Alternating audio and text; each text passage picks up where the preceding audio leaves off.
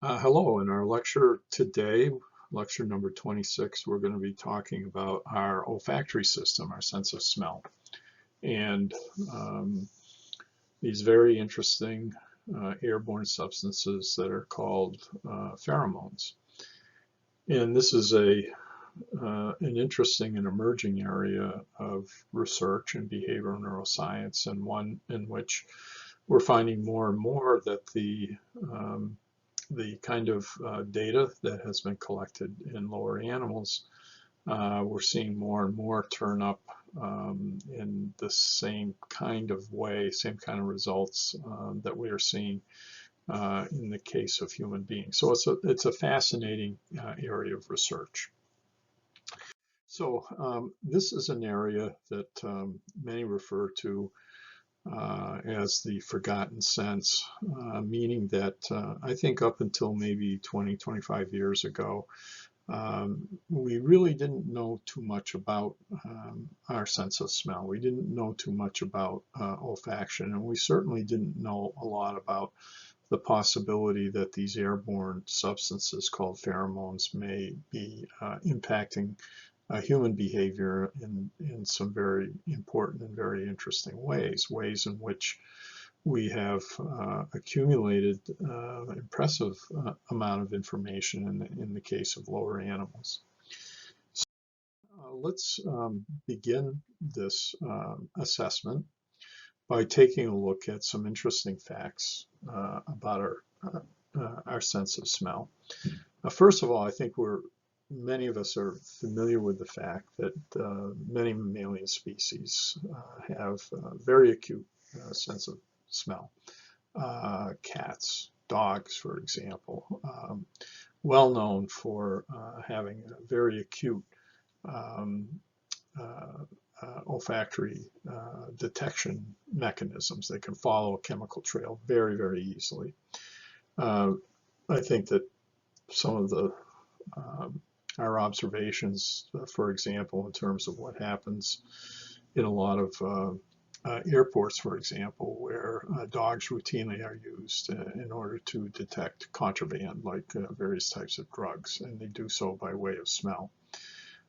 So the question becomes, whether or not human beings also potentially have the same kind of acute sense of smell that we see in the case of lower animals. And I think it's a fascinating question.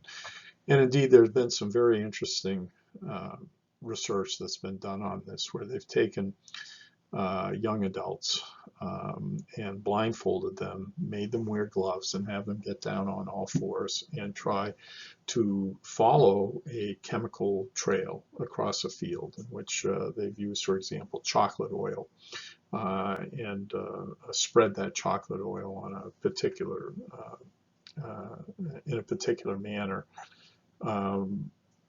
such that if you're down on all fours like a dog or like a cat, for example, the question becomes whether or not you can also act like a dog or a cat and smell those odors.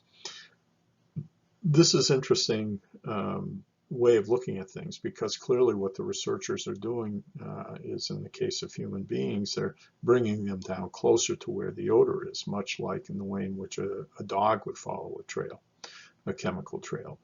And indeed, when you do this in human beings, they're able to follow that trail, and they improve with practice. It may be that if you put a human being in the right kind of situation, that they'll have every bit as good of a sense of smell as other species have, like the dog, for example. And here's an interesting question too. If you were exposed to smells of people, and you didn't really have any information about them, and you simply rated the desirability of that smell as a potential romantic partner, what smells do you think that you would find to be the most and least desirable? So in other words, if you were able to capture the smell of another human being, put it in a bottle, and then you had individuals rate those smells, how would they rate them? Would they rate them as being desirable or undesirable? Would they rate them as someone that you might want to affiliate with, or that you might not want to affiliate with? Well, what we know about experiments that have been done is that you typically prefer people who smell a little different from yourself and from family members. And what we've also learned is that women generally show this trait much more so than do men. And clearly avoiding a mate who smells like your brother or sister is, in an evolutionary sense, a very important adaptation because it reduces the chances of inbreeding. And we know that as a consequence of inbreeding, there can be problems in terms of what happens in terms of genetic coding for certain types of disorders, for example. So one of the things that happens in addition to this is that it increases the probability that your child will have a variety of immunities. That is, if you affiliate with individuals and ultimately marry an individual that's very different from you in terms of your odors, chances are your immunities will be much more robust in terms of the next generation, in terms of the offspring. So by avoiding someone who is close to you genetically, you're reducing the chance of inbreeding, but you're also increasing the probability that your children are going to have these very robust immune systems. So this is this is very interesting work, and certainly we've known about the contribution that our sense of smell, that pheromones have played in lower animals for quite a lengthy period of time, and we're just coming around to trying to understand this in the case of human beings. So a little bit about our olfactory system. It's probably a figure that you've seen many times over, but let's take a look at it. If you were to smell something, in the case of a rose, for example, those odorants, those molecules, once they become volatile, can enter the nasal passageway that you see here. And here's what's called the olfactory area. Here's the olfactory bulb that we see right here. If we were to enhance this, so if we took this area right here and blew it up, as we do here, you see these little hair-like structures that are at the end of these receptor cells. Those, once an air molecule, a gaseous molecule, gets up into the nasal cavity, they attach in a very specific way, almost like a lock and key arrangement. And those hair-like structures begin to vibrate. That's going to cause those receptor cells to fire. In other words, action potentials. And in turn, what you're going to see is activation of these cells, these neurons in the olfactory bulb. So again, that in a nutshell is what happens in terms of how that information, olfactory information, is detected and the chain of events that occurs as a consequence of that detection. Here's those cellular connections for olfaction. Again, in our nasal cavity, here are these odorant molecules. They're going to activate these olfactory sensory neurons that you see here in the olfactory epithelium. Here's these little hair-like structures that you see here. And that in turn is going to activate neurons within the olfactory bulb. And there are a number of different layers of cells here. This is the periglomerular cells that you see here. These are tufted cells that you see here. These are mitral cells, and these are granule cells that you see here. This is all in the olfactory bulb. So the brain connections for olfaction. Again, here is our olfactory bulb that you see right here. That in turn, that pathway, neuronal pathway, can activate the piriform cortex, which in turn can activate the thalamus. And again, you have bidirectional information here with the orbital frontal cortical area. And you have feedback systems here with the piriform cortex and the orbital frontal cortical area. Now, when we begin to take a look at this whole topic of pheromones, you know, these are chemical substances within a species that have very specific kinds of effects. And when that chemical information, and again, it can come from sweat glands, it can come from parts of our reproductive anatomy, it can come from a variety of different areas of our body. Once those chemicals become gaseous and they are detected by other species members, they can signal many different things. They can signal sexual receptivity, they can signal danger, they can signal territorial boundaries. There's a whole array of different both behavioral and physiological changes that can occur as a result of those stimuli. And again, we call them pheromones. So they are within, you know, many different species. They've been noted. Insects have been noted also in the case of lower animals like mammals, rodents, and infrahuman primates. And again, they can signal many different things. And what I want to do is I want to give you a sampling for some of the research that has been done in this area on lower animals. Take a look at work, for example, that's been done with male pigs. In their breath, male pigs have a very potent sex attractant that's what is called androstenol.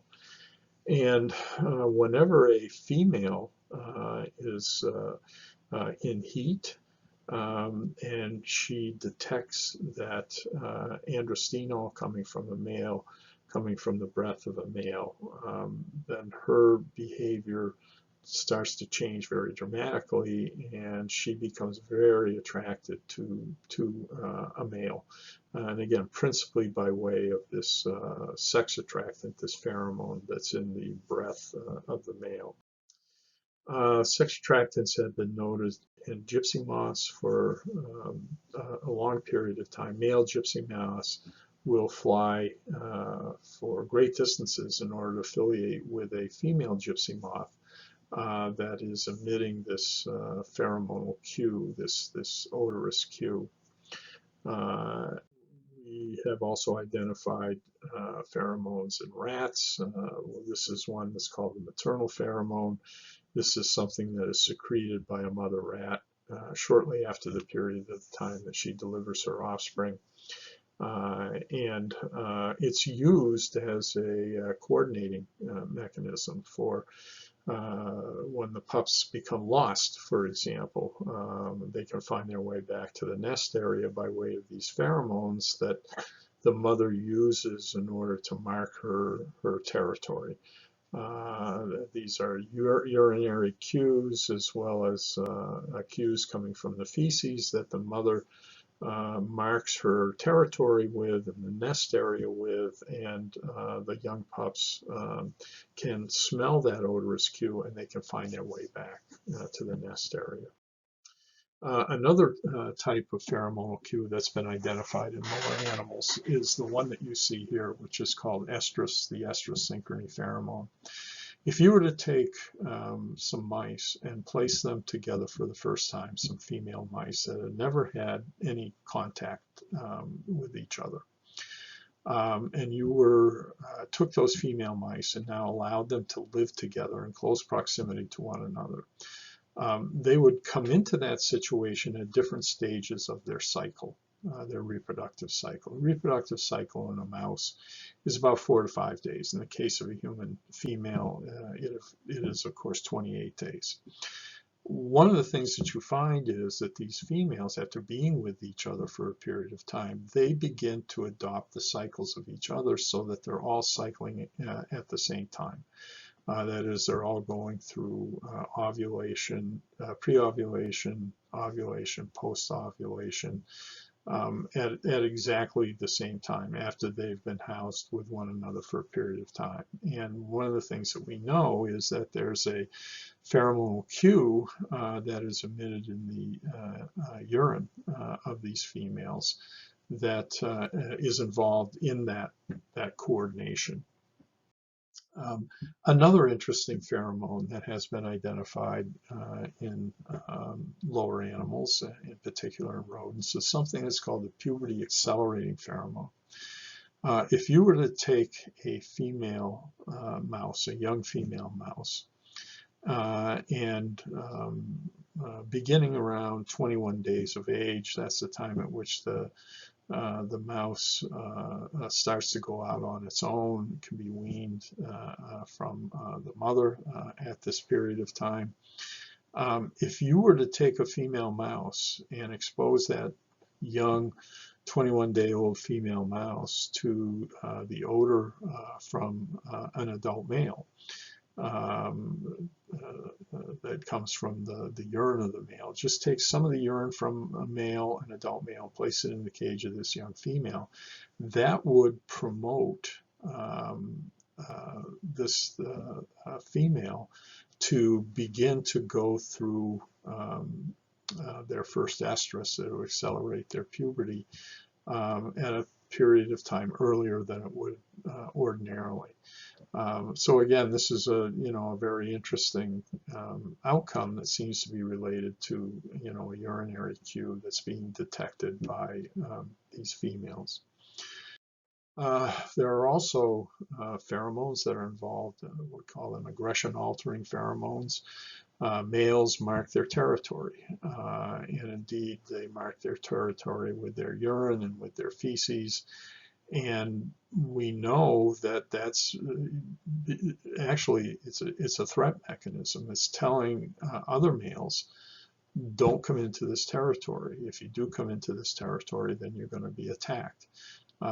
So this is a way then of impacting the potential threat behavior of a male that's intruding upon the nest area of a resident male. And again, this is a urinary cue that seems to be responsible for this. Here's an interesting study which I think documents really well, what might be happening in the case of a female mouse when she encounters the odor of a dominant male mouse.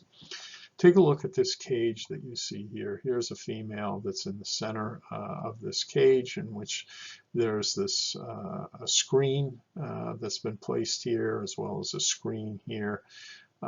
So this female that's here can't get inside this chamber, or can't get inside this chamber.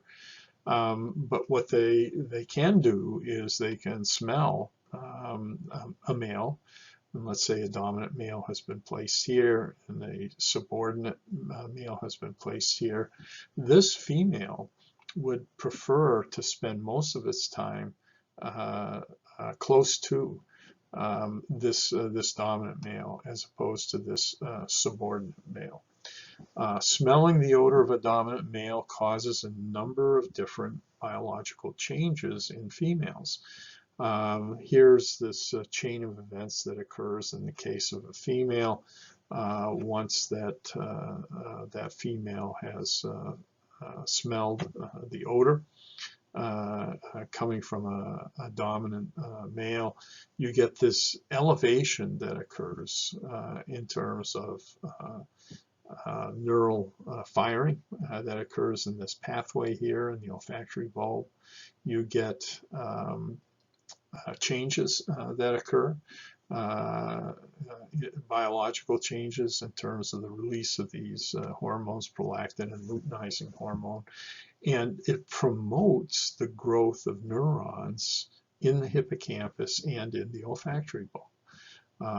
That's very important information that, up until a few years ago, nobody really, had a clue. Nobody really had an inkling as to what was going on in terms of a female that was exposed to just expose them to the odor of a dominant male, and you get this host of biological changes that are occurring. In this case, you're getting neural changes, and you're getting changes in terms of the secretion of hormones like prolactin and luteinizing hormone.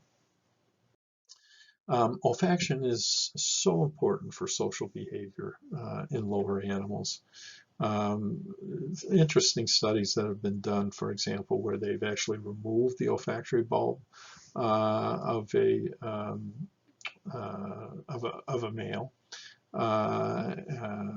as well as of females. Actually remove the olfactory bulb, something we call olfactory bulbectomy, or the olfactory area.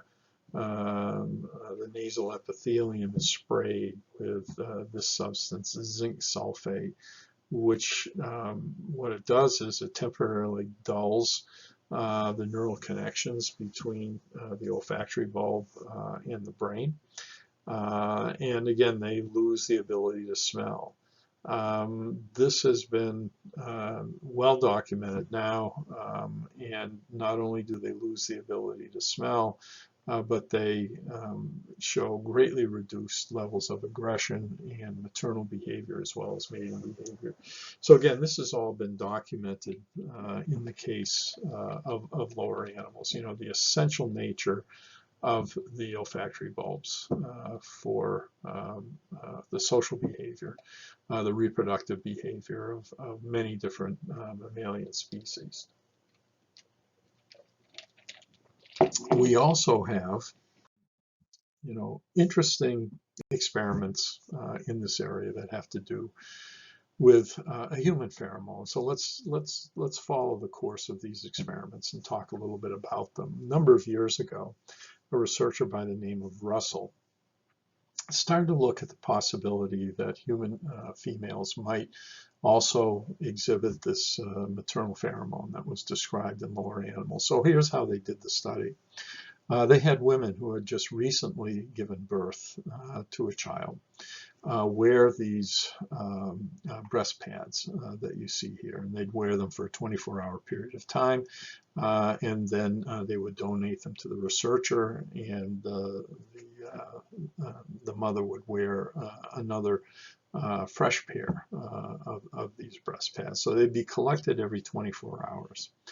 And then what they did in this experiment was to do a preference test where they took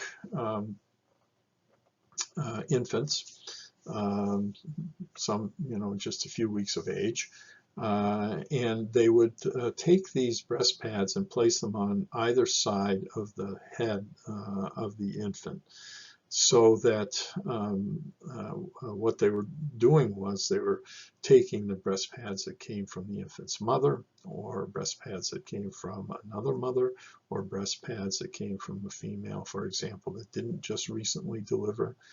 And they would look and see to which side the infant would adjust its head. And indeed, this was meant as a way for assessing preferences.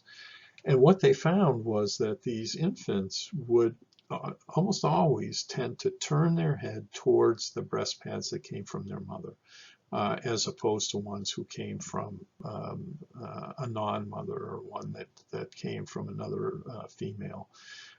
This is, certainly not evidence that this is a maternal pheromone, but it's very interesting what they were able to find here. It looks like we may have something similar to what we have in the case of lower animals.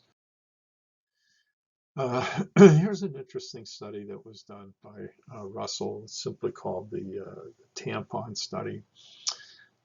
This was done on a college campus with college freshmen and sophomores, in which Russell collected the tampons from women who volunteered to participate in this experiment.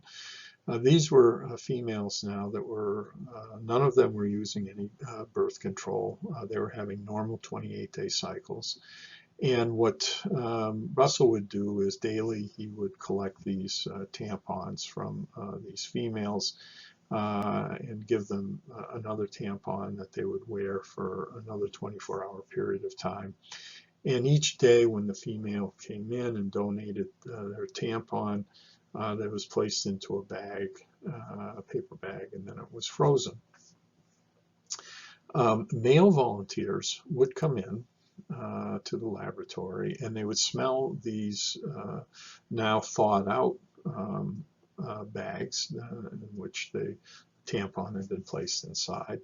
And the males would rate these in terms of how pleasant or unpleasant they were. And one of the things that they found was that females who were ovulating, their tampons were found to be desirable by males when they smelled them. Indeed, what was also found was that the tampons that came from females in other parts of their cycle weren't preferred anywhere near as much, but ones coming from an ovulating female, female who is now producing an egg during that period of time, that was highly preferred by males. And again, males rated those odors as being much, much more desirable. Now, that study in association with another study that was done, which is simply called the sweaty t-shirt study. Here's what Russell does in this very interesting experiment. Males, college males, freshmen and sophomores, wear a t-shirt that has been donated to these individuals. They wear a clean one every day. And what they do is, after wearing them for a 24-hour period of time, they're given to the researcher, and the researcher then takes them and freezes them. They're then thawed out, and women, college freshmen and sophomores who are having normal 28-day cycles would smell these t-shirts in the armpit area one at a time. And indeed, these were women now, who are having normal cycles, and they're being tested every single day for their preferences for these odors. And what they find was that females tended to prefer those sweaty t-shirts, prefer the odor, reported the odor as being desirable.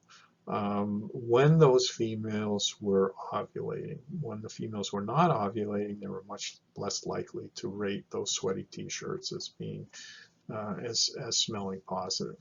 So combine those two studies now, and it appears as though this is a mechanism to bring both males and females together at just the right time. So it's a fascinating study, very, very interesting study. A whole nother set of experiments in which females now wore t-shirts, and then males were asked to rate them, was a study that was done a few years back by two researchers, Miller and Manner. And the title of the study is simply called The Scent of a Woman. So what we have now are males that are going to smell those t-shirts that have been worn by these women that are ovulating, or women who are not ovulating. And what they find is that the males, once they smelled the t-shirts by the ovulating women, showed changes in their arousal level in terms of increases in testosterone levels. Testosterone, as we will see, is a hormone that's very much involved in supporting sexual arousal in the male. So again, the title of the study, Scent of a Woman, you can see in the lower part of that slide, that's Al Pacino in the movie by the same name, The Scent of a Woman. This is a man who developed very acute sense of smell after he became blind. So it's a, the title of the study is very appropriate given the nature of the research that was done. Another interesting study has to do with what happens during menstruation in a female, period of oftentimes high emotion. Women tend to cry more during menstruation, and if you collect those tears and then place them on a small piece of cotton and place them under the nose of a male, those tears serve to suppress sexual arousal in males. It suppresses testosterone levels, it suppresses skin responses, and it alters brain neural activity. Women cry a lot more during menstruation, and when those tears are sniffed by a man, that may be a signal to the man, that this is not a good time to be engaging in sexual behavior. So indeed, this is another interesting story in this so-called human pheromone. Another well-known study, very controversial one, is one that was performed by the psychologist Martha McClintock a number of years ago at Wellesley University. Wellesley is a very prestigious institution. Women come from all over the world to attend Wellesley College. And Martha McClintock does an experiment in which she explores something that's now been called the dormitory effect. These are women now that were solicited in this experiment to participate. They're freshmen, they're coming from all different parts of the world, they're at all different stages of their reproductive cycles. They're all having 28-day cycles, but they're coming to Wellesley at a time when they are at all different stages of their cycles. Some are ovulating, some are pre-ovulatory, some are post-ovulatory. But the longer they lived together, the more synchronized they became in terms of their cycles. So that after being together for all of September, October, November, these women now start to cycle together such that they're going through the same times of their cycles that have been coordinated, synchronized with one another. And McClintock thought that that was probably related to some kind of an odorous cue where the females are, let's say, adopting the cue of another female that's in close proximity to them, so that eventually they're all cycling together, all going through ovulation together, pre-ovulation, post-ovulation. So it's a fascinating study. She didn't really know the source of that pheromonal cue. She speculated that it might be similar to what we see in terms of estrous synchrony that had been identified in lower animals. An interesting aspect of that research was some other research that was done soon after that by two other scientists, Preti and Cutler, in which they took the underarm sweat of a, we'll call a donor female, and placed that underarm sweat on a recipient female under her nose. This was a female that was cycling normally, as was the donor female. And they would do this every single day. They would take from the donor female their underarm sweat and place it on the recipient female in the upper lip area. And what Preti and Cutler found was that after doing this every single day for a period of time, that recipient female now would adopt the cycle of the donor female and would begin again to cycle at the same time, go through pre-ovulation same time, but ovulation, post-ovulation, and so on at the same time. So again, another very interesting. A primatologist by the name of Michael identified in female baboons.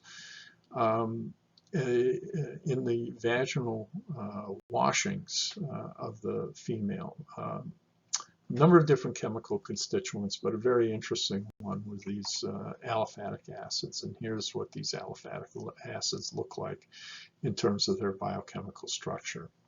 And what Michael finds is that if he takes those aliphatic acids that come from a female that's ovulating and place it on the ventral area of a female who's not cycling, a female who's not reproductive, a female who's not ovulating, males absolutely go crazy for that odor and will treat that non-reproductive female as a female who they sense is ovulating when in fact they aren't. So again, this is a very strong sex attractant that we see in the case of these baboons. What we know is that those vaginal aliphatic acids are also present in other mammalian species, including human females. Whether or not it serves the same function as we've seen in the case of our baboons, that's not something that we really know, but it's interesting to speculate. Now let's talk about probably the single most interesting experiment that's been done in this area. But before we do, let's just review a little bit about those nasal receptors in the nose. What you see here is this picture that we saw earlier in which we identified the olfactory bulb. Once something becomes gaseous, like in this case, the odor molecules that are coming from a rose. Once they become gaseous, they enter this nasal cavity and they attach to these receptors that you see here in the olfactory bulb, and that activates this chain of neural events. Now, what we didn't talk about earlier was this other structure that you see here called the Vomeronasal organ. And this is what it looks like in a human, magnified many times. And what we now know is that area of our olfactory system, which we call the vomeronasal organ, is completely separate from our olfactory bulb and has separate neural circuitry. And we're realizing that this vomeronasal organ has very important effects in terms of the receipt of pheromonal cues. So if we look at this experiment, so it's a wonderful example of serendipity, of something happening by accident. You know, that's when I think some of the most interesting pieces of research have been done, not only in psychology, but in other disciplines. This individual here, his name is David Berliner. He's a scientist at the University of Utah. He's an anatomist and biochemist. And part of the work that he was doing involved collecting these skin extracts coming from the wrist areas of adult males and females.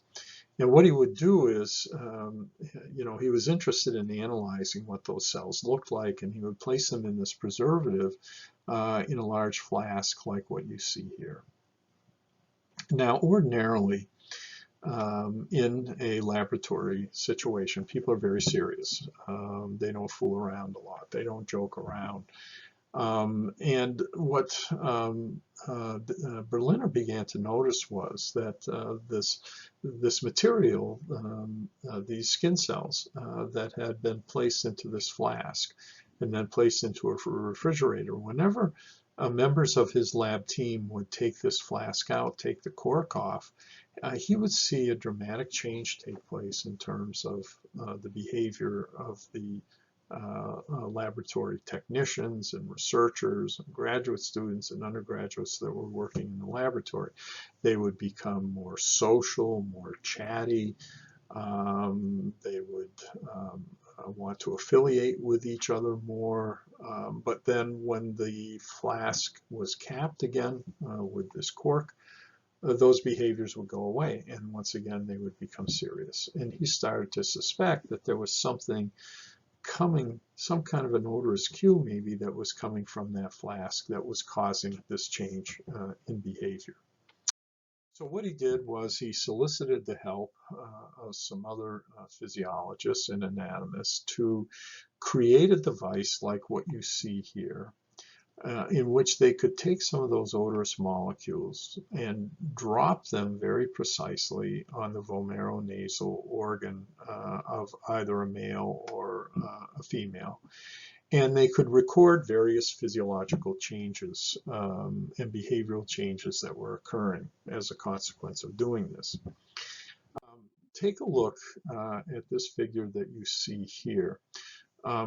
What we're doing now is we're measuring the neural activity of the vomeronasal organ, and we're applying an odor here from that device that I showed you earlier.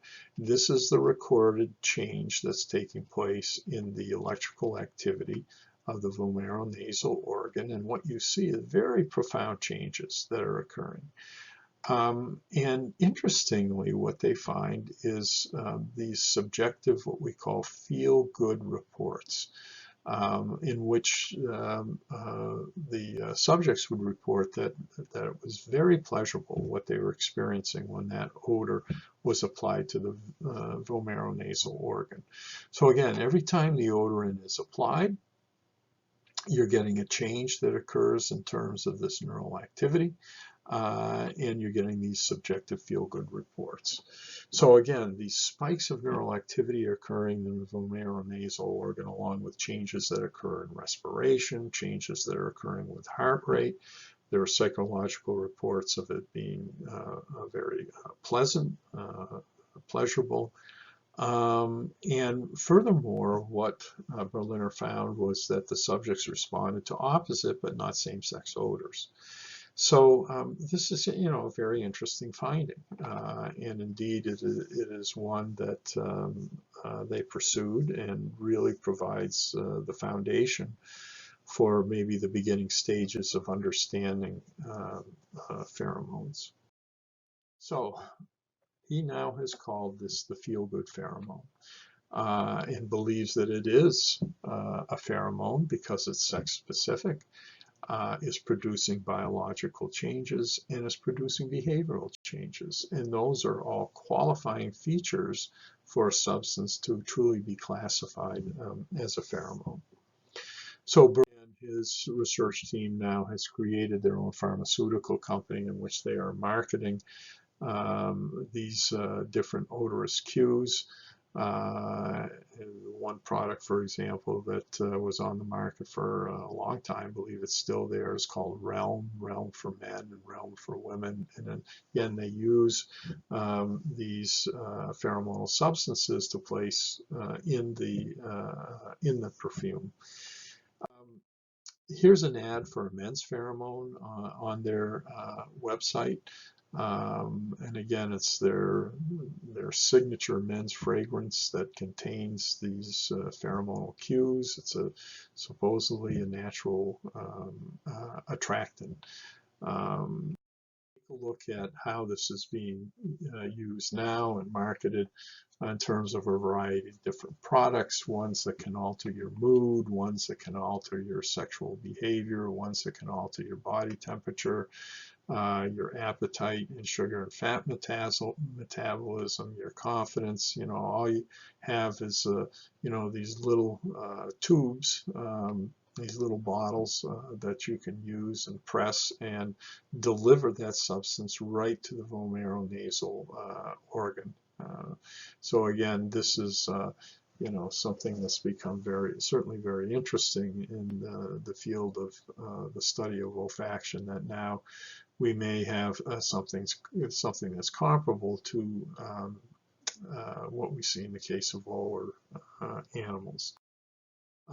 So our conclusions in this area, certainly we're talking with one another chemically. pheromonally. That's happening at an unconscious level. And it may be changing our physiology and our behavior. The attraction that we feel for another person may indeed have a significant pheromonal component to it. I hesitate to say that we're there yet in terms of what we know. Certainly there's a mountain of information in lower animals, but not anywhere near as much as what we see in the case of human beings. It's not the amount of information that we have simply can't compare to what we see in lower animals, but you have these studies that come about in the case of humans, which I think increasingly are documenting the possibility that this may be very similar in some ways to what we see in the case of lower animals. So let's end our examination of this on this particular note.